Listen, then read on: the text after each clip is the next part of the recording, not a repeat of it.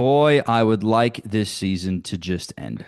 I think I think we'd all be better off if the season just ended. We don't have to watch these last two games. Don't even know if I'm gonna watch these last two games, to be honest with you. Josh, buddy, that was rock bottom. How are you, man? Well, if you can't see me, I have black on. I wore black to our funeral today. It's yeah, it's here. It's uh just when we thought we couldn't it couldn't get any worse. Here we are. I don't know if there was anybody in the country saw that coming on Saturday. And I think it's just the icing on the cake to what could go wrong this year is going to go wrong. And there's only 2 more weeks left of it, thank God, because I don't think I could do it any longer. It's been the absolute test of faith and loyalty this season. And I just wish the boys were a little bit stronger. Wish they were a little bit faster. But you know where you can get stronger and faster? We have a new and our first official sponsor of Chainsaw Crew. Headquarters PT is your destination for the Northwest best way to help you feel great and play your best. Whether you are recovering from an injury, training for a race, or looking to improve your golf game, HQ PT has your back. From weekend warriors to NFL pros like Brandon Cooks and Cooper Cup, HQPT is here for you. Visit www.headquarterspt.com to get started. Shout out to HQPT for sponsoring the pod. That feels pretty Hey, cool to us, man. Also, a huge shout out to Jim Clapsaddle for donating to the podcast. Jim wanted to remind everyone in Beaver Nation to support local and small business, whether it's in Corvallis or wherever you're listening from. Shop Beaver owned and cheer loud for every OSU student athlete football, wrestling, rowing, basketball, men and women, all of it. When we lift small businesses and back our kids in every uniform, that is truly the Oregon State way. Let's keep building this dam together. And if you guys would like to support the podcast or use this for an advertisement, please reach out to us on X at Chainsaw Crew or at JOHill underscore 13 or at RobD underscore 94. We have a donation link in our link tree that we tweet out every single week. So if you want to get a donation, a shout out, advertisement, just let us know and we'll go from there. And hey, thank you to the veterans, man. Tomorrow is Veterans Day. We appreciate your service for giving, laying down your life for our country. We've had a few veterans on this show. Todd Butler, one of them, the damn flag guy. They're just the salt of the earth. Todd is one of the best guys to listen to and talk about Beaver sports. He's doing some awesome work with the damn flag, getting that thing on game day every single week. So thank you, veterans. We appreciate you guys for laying down your life and serving our country and helping us stay free. Josh, man, this is Saturday night was just a culmination of everything. It really was. And Sam Houston had no business winning that football game whatsoever. They did everything in their power to lose the game. And I just cannot believe the offense got shut out by Sam Houston in the second half.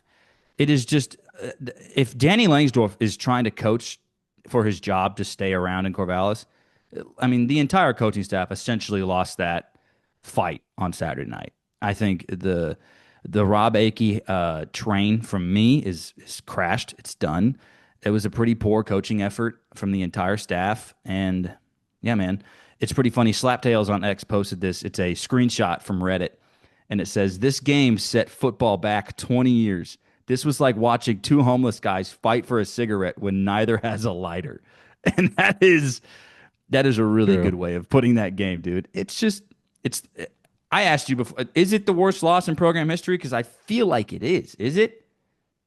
Yeah, it has to be. And it's up against Sac State, and I don't think it rivals that right now. And I I said coming into this week that even if Rob Akey won all 5 games, which it felt like he was going to after the last 2 weeks, that I wanted to get away from this mindset of having the safe Oregon State hire that you felt like was going to happen if Akey went 5-0. Well, thankfully we don't have to worry about that because you add this loss to his now one loss resume. It might be the worst loss any coach has suffered at Oregon State. Like it's just unbearable having to wake up Sunday morning and realizing that you lost to Sam Houston. Like, and you open social media and you just know what you're about to scroll through. And it's just, I, for a year and a half now, maybe 2 years, I've said I don't think it can get any worse. And I got slapped in the face on Saturday because it can get worse. And it was just awful to watch. From start to finish, it just had that typical Oregon State, we're going to lose this game feeling to it. Like, it Well, I had mean, the after the first drive, it was like, we're going to beat these guys by 40. This is going to be no contest. These guys stink. They are who we thought they were. And just maybe the 17 nothing lead was honestly the worst thing to happen to Oregon State because they hadn't played with a first half lead all year. And it showed on Saturday. They just stopped on they hit the brakes and they just never went back to the gas again. And God, dude, I just don't know what to say. It sucks. It really, really sucks being a Beaver football fan right now. They're really testing the entire fan base, and just Rob Akey, man, he's such an infectious guy. But dude, that like I said, that coaching effort on Saturday night was poor. It felt like Trent Bray was back on the sideline, calling the shots on the special teams. Let's keep trying to kick the ball here. Okay. Well, now it's okay. It's 4th and 7, and we have pretty much a extended extra point try for a field goal later in the game, but they don't trust it. That kind of felt like the moment. Okay, like he should probably make this kick, right? I understand the one before half. It's kind of a deep kick. You have to have a low trajectory kick to get it through. It got tipped, so be it. But the 4th and 7, if you were just going to throw a lob into the end zone for no one to catch, I would rather you see to try to kick the field goal there to try to get some more points on the board. But in the end, it wouldn't have mattered. There's just so many decisions where I'm like, because if you listen to Jim Wilson during the game, he's on that 4th and 7. He's like, I think this is the one you try to kick it. And then they don't. And then they throw a go route into the end zone for no one to catch. And that's a hard throw for a lot of quarterbacks to make. And Jabari Johnson is not making that throw. He, we had some of the Jabari Warriors in our YouTube comments last week trying to defend his play. I think they're his family members. So I'm not going to like attack them or anything like that. But they're just doing their due diligence and backing their guy. And I'm here as a fan and I'm speaking my mind. And I believe that, he's a good short range quarterback. He's shifty. He can do some nice things with his legs. But overall, he just lacks a lot of downfield threat. I just don't, if it's 3rd and 6 and longer, I just don't think he's going to get the job done. And we saw that on 4th down late in the game. It's like he's forcing the ball into Trent Walker over the middle, and we can't get it done. He had one good throw to Taz Reddix when we were really backed up. It was like 3rd and 7. He threw a deep far side slant to Taz. And I was like, okay, there's the arm talent. There's the 4-star guy that we saw from Missouri. But then there's other times where he's throwing the high picks and just, Bryce Caulfield and the tight ends are not really doing him a ton of favors, but inaccurate balls that probably should be on the chest. I think a lot of the time, too, Jabari struggles with man-to-man stuff. He doesn't trust himself to throw it in one-on-one coverage to throw guys open. He needs to throw into the flat, whether, playing either high zone or they're playing if they're playing flat like Tampa 2, they want to throw into the middle to try to get the linebacker. It's just like there's no trust with him to throw it man on man. Let's just try to get him open. It's just not there with him, and it's really not there with Malik either. So it's like, what do you do? The season is just so toast at this point, and Danny Langsdorf is just not very creative. That was a very vanilla effort on offense on Saturday night, and more of the same, man. It was a culmination of everything. Like I said, special teams is a joke. It's funny, Josh. Like they fired Jamie Christian, and John Canzano had a really funny post. He was all like, they should call him again and fire him again because it's like he's still around. And they didn't really fix it, right? They named Akey the interim special teams coach, and then a week later they fire Bray, and then Akey becomes the interim head coach, and then Akey's like, yeah, we're just going to do it collectively as a staff, which isn't out of the ordinary for college football. But so who is to blame for all of this? Like who's been working with them? Because looks like the nobody. yeah, because kickoff coverage was a nightmare. You can't give up a kickoff TD to Sam Houston. Dude, everything that I just don't. I'm actually still confused what happened on Saturday. Like, again, like when you have the quarterback room that Oregon State has, where you're 1 and 2 quarterbacks on any roster would probably be 3 and 4 on that depth chart are your starters. Like, it's just miserable. Like when you feel like that you can't complete a pass past 10 yards, like what are you supposed to do? Like again, defenses are going to load the box and stop Hank. Like, and then, when you have, listen, Anthony Hankerson has done so much good, it felt like his tenure here at Oregon State. It's senior night. This game is a lot closer than what it needs to be. And as a senior, when we talk about making plays, you have to go out and make plays, right? Now, in the most Anthony Hankerson way, this game, basically what cost them the game, ends with Anthony Hankerson dropping another pass. And when I tell you Anthony Hankerson again is so wide open on this pass, he's going to walk into the end zone. Brother, just catch the ball and then turn around and run with it. It's just like it's so unreal. Like I, for the first time in a long time, Rob, like I didn't really want to do this podcast today. I didn't. I'm so done dealing with everything that's happened this year. I'm so done dealing with this fan base on social media. Like, no matter what you do, like, you just can't win right now. No matter what you say, like, you're going to pick an argument with somebody. Somebody's not going to agree with you. I understand that's the beautiful thing of social media and having a fan base is people can express their opinions. But my God, man, like, I posted a video that my aunt sent me of the stadium 30 minutes before kickoff, why the seniors are getting introduced to running through the tunnel coming out to the field, and it's embarrassing. It's embarrassing. It's to quote what I said, this fan base sucks. And I said we suck. I didn't say this fan base, and a lot of people took it that way.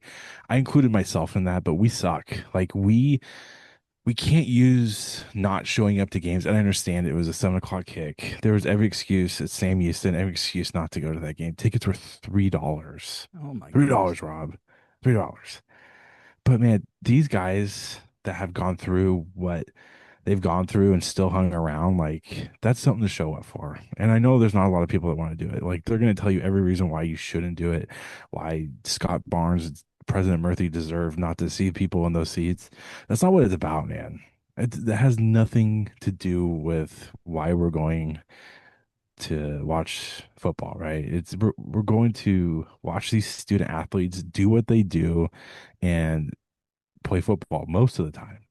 Most of the time they're playing football. They're Saturday, I'm not trying. sure They're trying. Yeah. what happened, but I, I I'm at a point where I just I don't have any juice left in me, and it feels so weird to say that because like when you love so much something so much, like it's so hard to like want. I don't want to use the word give up on them, but you just feel like you just don't have anything left in the tank.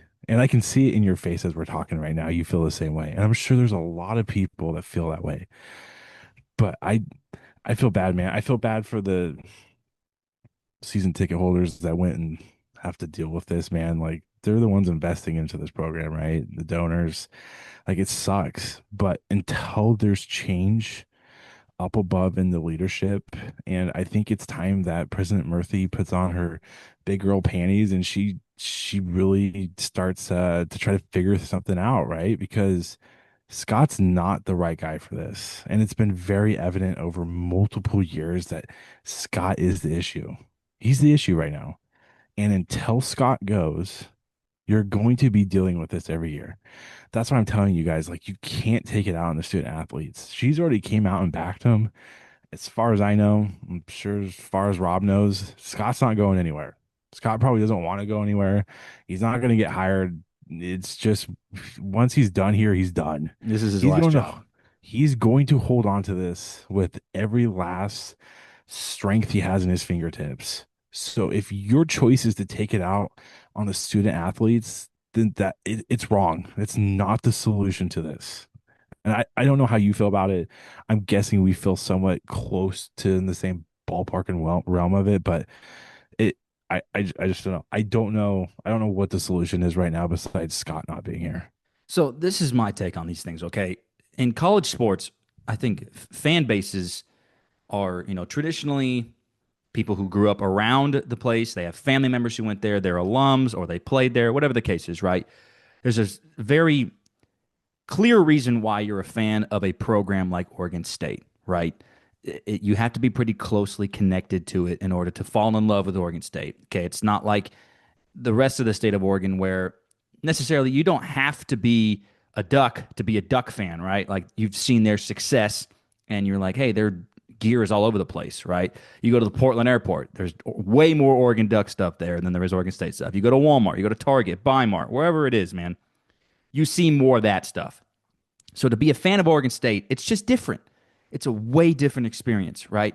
And there's a lot of different expectations. There's a whole different just role of a fan as an Oregon State alum, former player, just family member, whatever the case is. There's a completely different role. And we're taking this as college versus professional.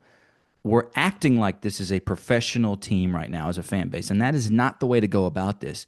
Like you're saying, not showing up just it a lot of people were saying the crowd was like the third or fourth best of the season. And I was like, on TV, it didn't look like that at all. It looked like it was way more full against Wazoo because, again, Wazoo brought more fans than, Sam Houston, whatever. I don't think there is a Sam Houston fan besides like 6 people. So that was, I don't think that was the greatest crowd in the world, obviously. It wasn't the worst crowd in the world. I think Lafayette was a lot emptier. But not showing up for the seniors on senior night is just so sad. I'm not going to call it pathetic because I understand why you don't want to go to the game. The team is bad. They're playing another bad team. I totally get it. Okay. As an A's fan, my entire life, and then this is the professional side of things, right? A's fans have hated the owner for so long. John Fisher is a cheapo, doesn't want to spend his money. They've traded their players over and over and over again. It's just rinse, repeat the entire time. Eventually, people get tired of that, and they can't buy into what you're doing. So you stop going to the games, even when the team is good. That is the professional side of things. That sends a clear message to ownership who is trying to make clear money, right? And then you know what happens? The A's are like, okay, we're leaving. We're going to go to Las Vegas. We can't get a stadium done here. Our fans aren't really existing here. We're leaving. There's obviously a lot more to that for the A's. But for the Beavers' sake, you don't show up to the games. I understand that your message is, I don't like Scott Barnes. I don't like the direction of this current football program. I don't want to go and support these guys. Okay. What does that tell Trent Walker? What does that tell Anthony Hankerson? Andy Alfieri? What does it tell those guys who stuck their neck out to come back another year and play one more year of Beaver football? Skylar Thomas, too. I cannot forget him. What does that tell those guys? Don't you feel a little bit guilty for like, I'm never going to see him play in Reser Stadium ever again? Ever again. And it really sucks for Trent, dude. He fumbles in his last home game at Reser. A fumble that he lost. And it really sucks for Anthony Hankerson. He drops a potential game-winning touchdown on a 4th down. It's just painful.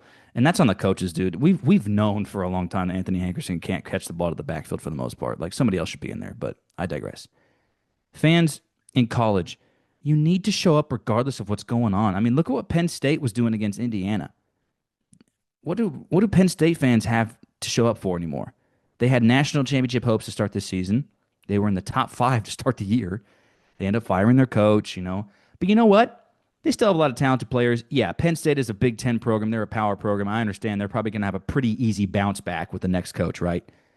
Their fans can still go to the game, be very prideful about Penn State football. And look, they were in a battle with the number 2 team in the country and had them to the wire. Okay? That shows the players that are still there, still fighting every single day, we still want you to do well. We're still behind you. You're going to the games to support the players. That's the whole thing, man. And you have no more opportunities to go to games because there's no more home games this year. So I think it's disappointing, man. It really is. As I sit here in the Central Time Zone, watching the seats just stay empty for the most part. It's sad from a guy who's been a fan of the Raiders and the A's, and like you've seen those teams move out because of poor city leadership and poor fan base, like not showing up when the team is struggling. Obviously, you can't move in college, but like it feels like the same thing. It's like we all want this change, but not showing up to the game is clearly not going to help things because President Murphy, like you said, already put up her support for Scott Barnes. So it's like, yeah, he's going to be around. You just kind of have to swallow that for now. You still got to show up for the players, dude. You still have to. And it's disappointing. And I'm not going to get on the fans. I think Josh saying we suck as a fan base, I hear that a little bit because there is a lot of us that I like. I think they have either ridiculously stupid expectations or they have like no expectation at all. I heard a guy on the Joe Beaver show today saying like, "Oh, it must have felt good for those Sam Houston kids to finally win the game." It's like, What are who you cares talking what they about? think? Who Yeah. cares? I don't give a damn about Sam Houston, dude. I don't give a rat's you know what about them. I don't care if they went 0 and 12. I don't care. Oh, it must have felt good for them. Shut up. No. I don't care. And that kind of attitude drives me nuts with this fan base. It's like, oh, they've had a tough year. Yeah. So who else has had a tough year? The team you're going to support, Oregon State has had a really tough year. I'd rather see them be happy on the sideline, but here we are, and it sucks, man. Saturday night kind of felt like the final nail in Beaver football, did it not? It just like we are truly the laughing stock when you lose to a winless team in November in your home stadium on senior night. It's just 2 years ago. 2 years ago, almost to the day, number 11 in the country. Now to this. Okay. And just to recap this Sam Houston game, which I appreciate you guys for coming back to listen. My throat is definitely hurting. We'll keep this pretty short as a podcast, but I'd like to forever forget the 2025 Oregon State Beavers because I just need Will Smith from Men in Black just to put that thing up to me and just forget it. It, Yeah. it never happened. Two more games: Tulsa bye week and Wazoo on the road. I I posted on X. I am not going to watch these last two games. I think I'm done with Beaver football. Um, I'm probably lying, honestly. I'll probably watch the Wazoo game, the ESPN Plus games. I don't know if I can do that one again. Little do you That know, Rob's actually going to Tulsa, boys. I not yeah no I'm not. We have a friendsgiving on Friday, and I am not driving to Tulsa that late at night to get to a noon kickoff in the Central Time Zone. So no thanks. I'm good off that. Like I said last week, going to Lubbock. Yeah, dude. I probably won't tune into the Tulsa game because I'll be fairly busy on Saturday. But uh, I'm done with Oregon State football this season. I've had enough. I've had enough of Oregon State football this season. I'm just from the Cal game, Fresno State to Houston to App State to Wake Forest being lifeless to now this. Some of these losses, like Cal, that looked like a great football team week one, right? And now you see what they're doing.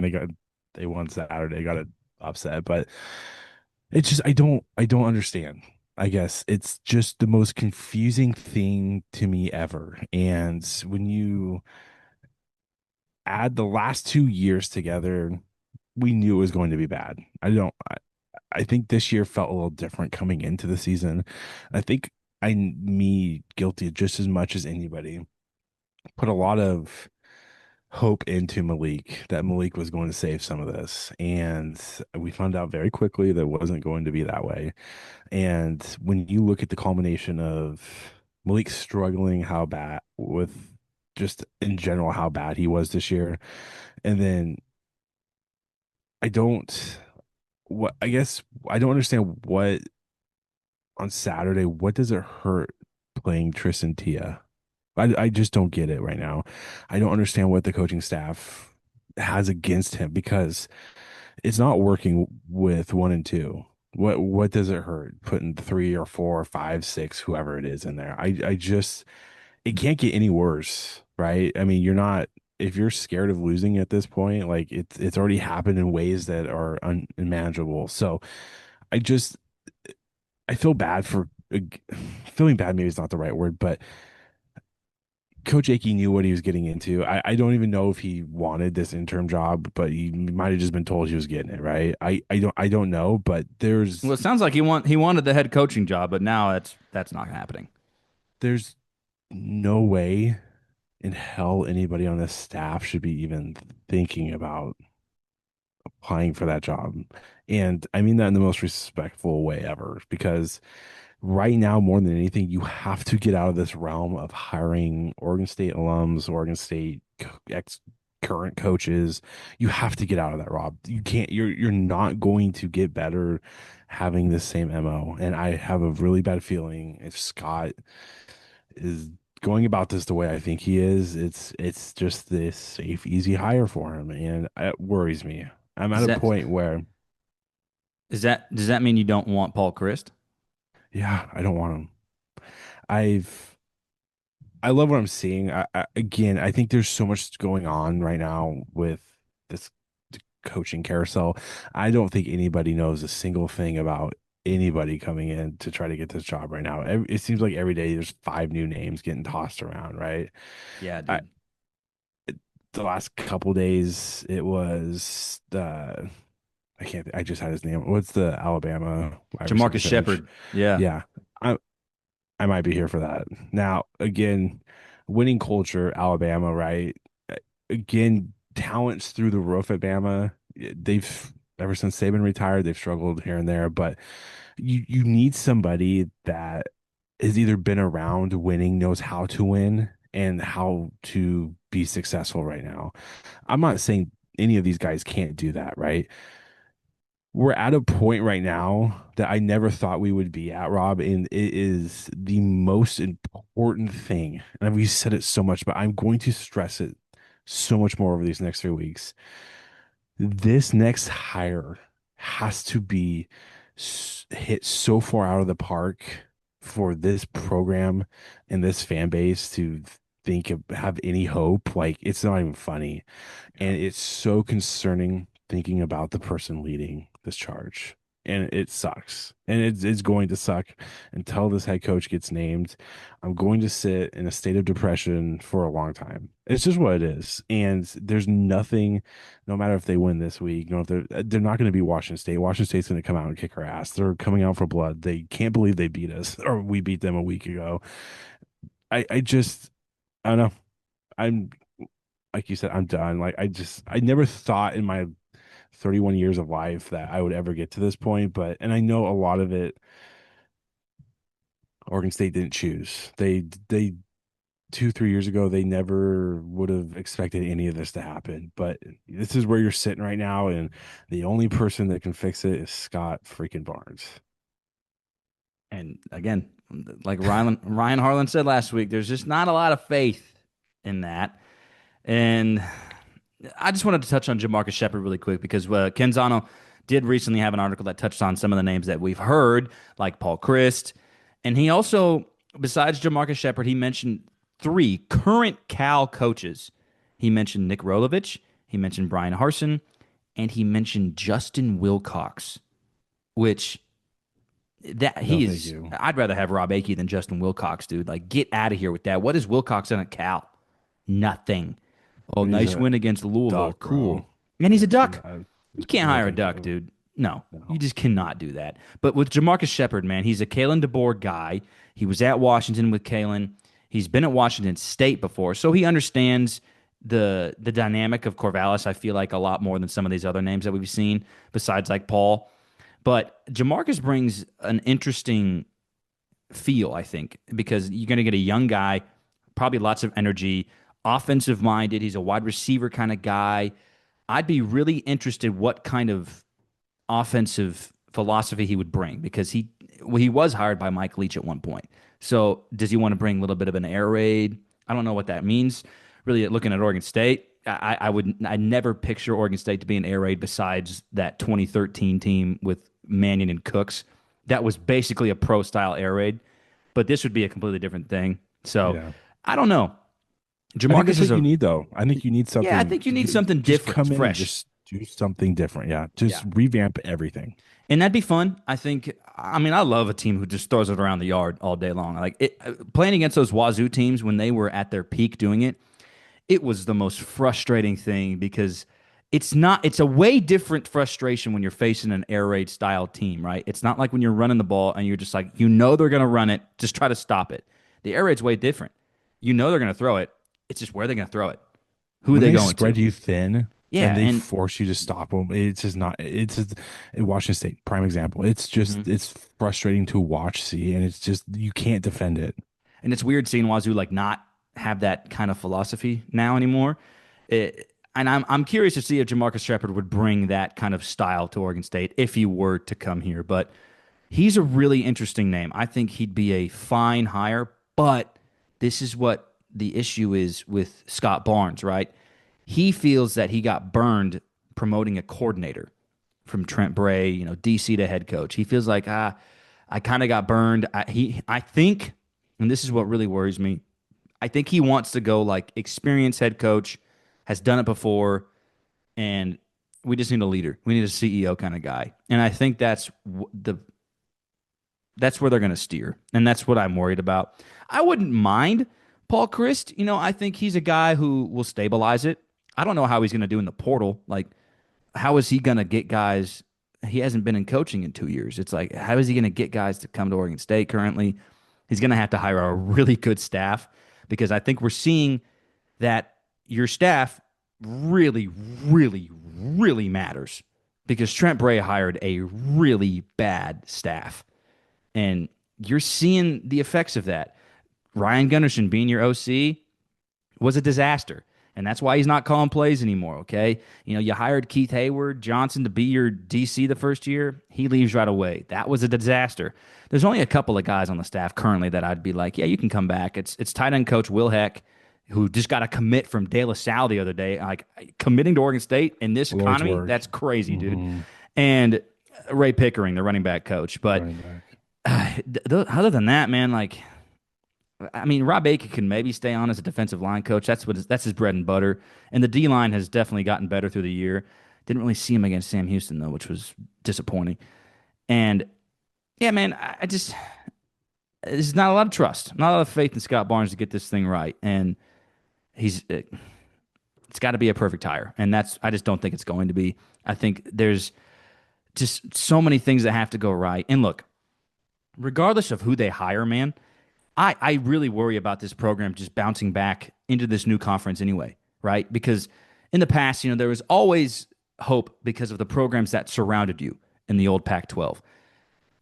We talked about earlier in 2011 when the Beavers lost to Sac State, right? That was like Sean Mannion came in for Ryan Katz in like the second quarter.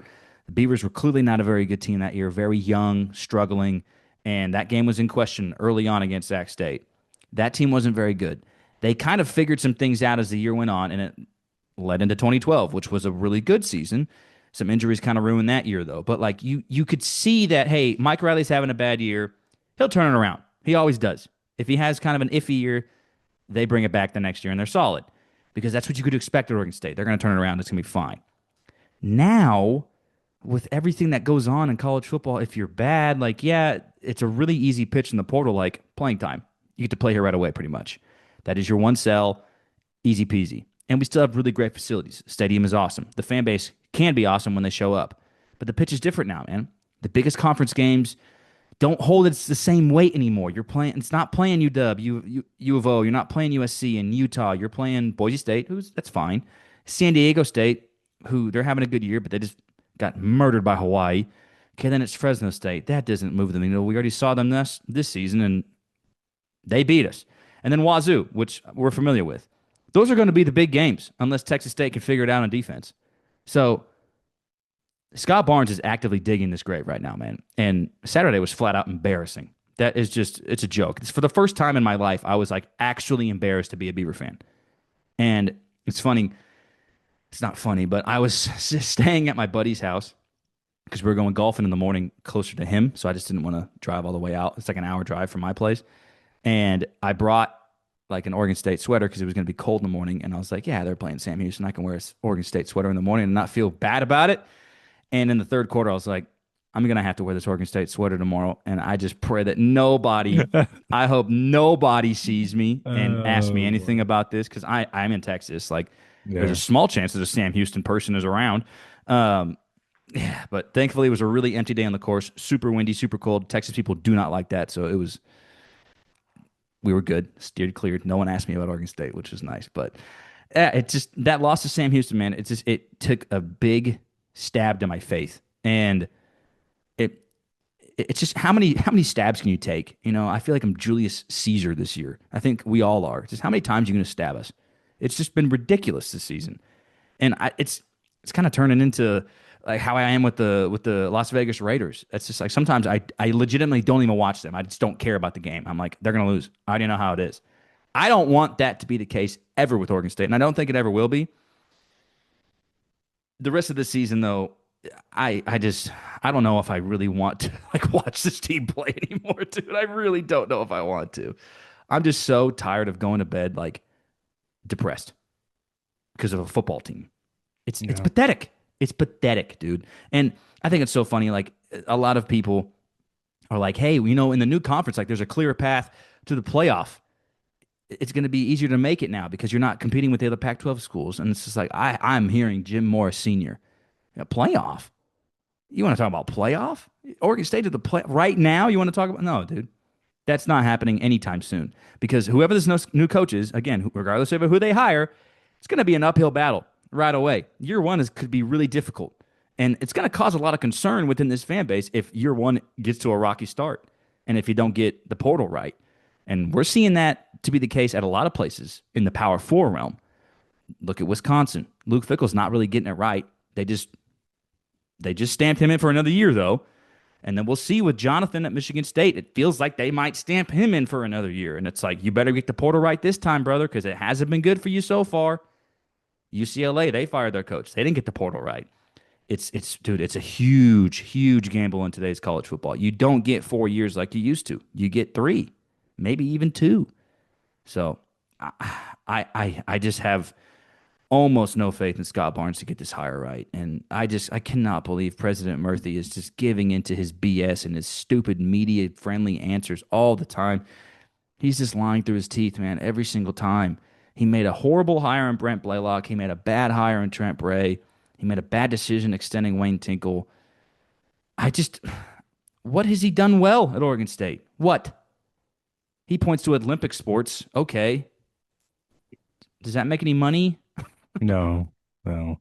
I mean, at the end of the day, he's the issue, and if that's so be is going to be the person making the calls, that this fan base is going to be tested in ways that they never thought, and it's just unfortunately what it is. And I I don't think there's anybody that has faith in that guy to do anything right now, and it sucks in a turning point where you feel like you have to do everything right from now on. So I don't know.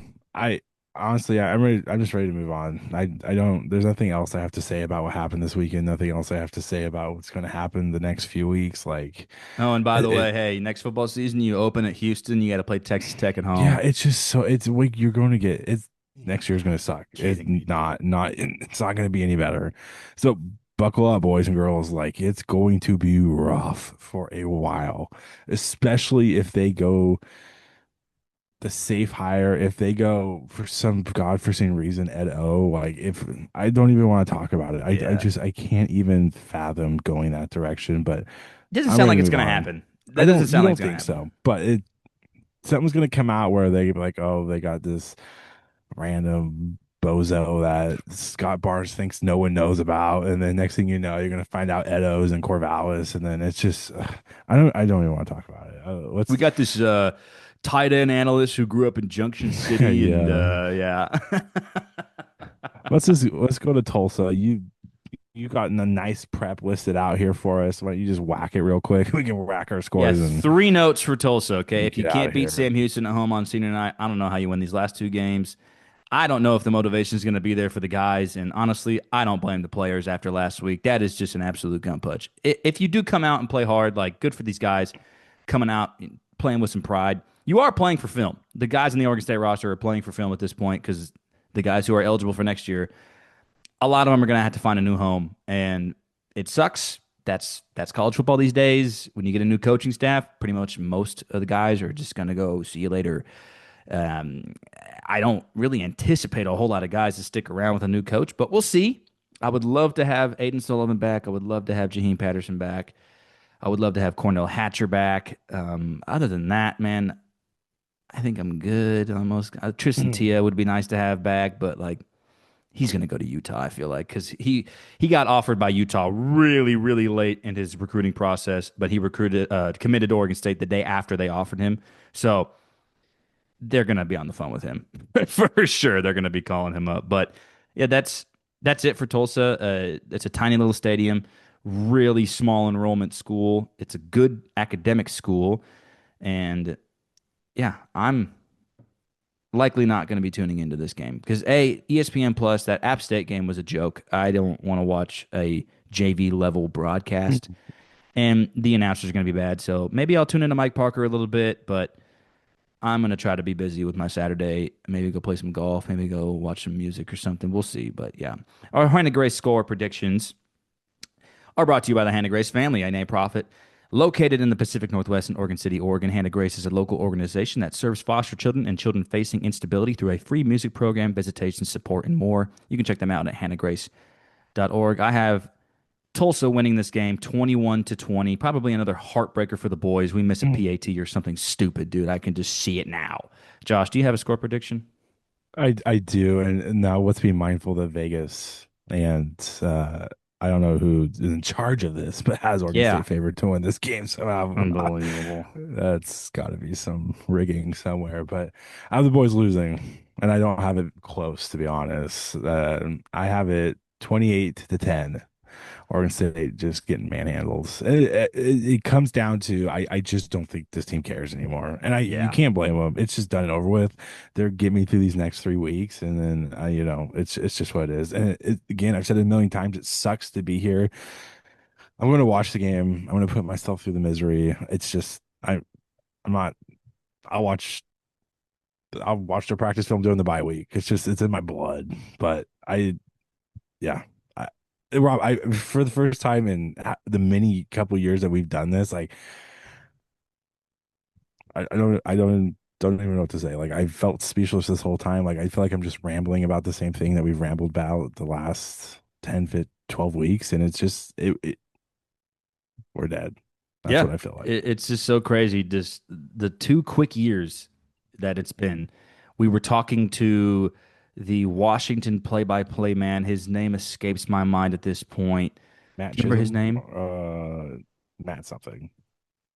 I think that was Wazoo. But anyway, um, Oh, yeah, you're right. the You're right. UW radio guy. We were talking to him before the biggest game in the Jonathan Smith era, and we were getting hyped up for that. And just here we go. 2 years later, to the day, We we're can't even sitting talk about anything. at what are we, 2-8? Tony Casterone. That's what it was. Tony Castroni. He had a cool voice. Yeah, man. They also lost to Wisconsin, which is a joke. And, The real before we get at UW. it, Canzano mentioned this too, and another one. I've mentioned his name way too many times in this podcast. I apologize, but he writes a lot of good stuff. Him and Ryan Harlan are like the best guys to watch, to listen to, And Ryan was on the read. show today, by the way.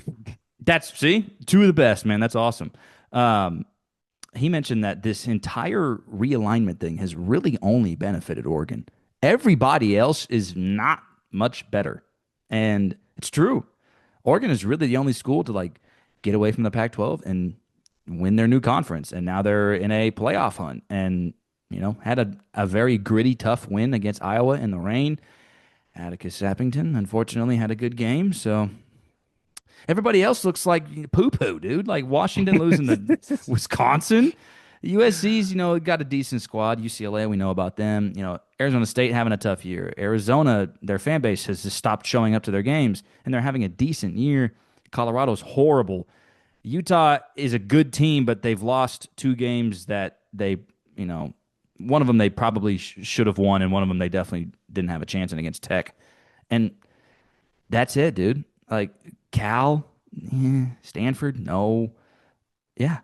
It's been crazy that all these schools that ditched us are just not doing anything positive in football, at least. But looking to basketball, man, the men's basketball team are 2 games in. They don't look that good. On par for the course. Yeah, the bigs just don't have enough beef. The guard play has been pretty spotty besides JoJo Lake. They're looking like a 14 to 15 win team. The schedule's very easy, so they need to find ways to win games. They got to steal a few if they can, but I don't know, man. They don't look that great. They got North Texas on Wednesday night, and they got the Civil War next Monday. It's a true road game, first road game of the season. You can put that to the bank that the Ducks will win that one. So the Ducks haven't looked that good though either. So maybe they sneak up on them, but probably not. The women look great against Corbin, and they got Air Force in like 30 minutes while we record this. They should take care of Air Force as well. Women look like a very well coached team. They should have a very solid season in the WCC as long as they stay healthy because they're already pretty thin as it is off the bench, but they're looking pretty good. So, yeah, man. Thank you guys for coming back to listen, man. We really appreciate you guys. I'm struggling. My throat really hurts. I've been drinking tea this whole episode. Josh has been going through it as well. It's just been a tough fall for a Beaver fan. I picked this team to go 8-4. Josh, you picked him to go I think 9-3. 9-3. Yeah, dude. It's gonna be flipped. We are gonna go 3-9, maybe 2-10. Maybe. We have dyscalculia apparently in this fan base. So I want it to be over. I can't wait for it to be over. I've never said that about Beaver football. This has been the worst season to be a fan of them. Again, first time I've really truly felt embarrassed was when they lost to Sam Houston on Saturday. And I don't want to ever feel that way again about Beaver football. So they got to find a way out of this. They have to make the right hire. They have to figure it out because if they don't, man, I don't want to see that side of Oregon State football. And we've been getting a lot of pity messages and tweets from people like, "Oh, this is really sad to see what happened to Oregon State." And you'll be like, "Oh, it's a Duck fan saying that." It's like you're the reason why we're here. Your school is a big reason why we stink at football now. Congrats, man. You got what you wanted. Yeah. We really appreciate you guys for just kicking us to the dust and then saying, hey, we would like to play you still every single year so we can kick your ass in football continually. I just cannot believe that fan base, man. If when I go through my ex blocked accounts, it's like some Beaver fans that I just cannot stand, or some of them have been like threatening, and then everything else is just duck, duck, duck, duck, duck, duck, duck, duck. Yeah. I just can't stand those guys, dude. Why are they so arrogant? But it's part of the rivalry. I understand it is what it is. You have to hate them. If it's not a rivalry if you don't hate them. So yeah, Josh, any last words, man, before the inevitable last 3 weeks of this football season with 2 games to go? I'm just gonna say go Beavs. Not gonna be a lot of people saying that, but we're at a point where there's local businesses replacing Oregon State with Oklahoma State University, Oh, dude. and it's just the life. Like I said when I posted that video, it's just the life of a Beav. Like it literally everywhere you look, it's something wacky hits you in the face about Oregon State sucking. It feels like so. Yep. 3 more weeks left. We're almost there, and go Beavs. Go Beavs. Thank you guys so much for listening. And shout out to Headquarters PT. Go check them out. Go Beavs.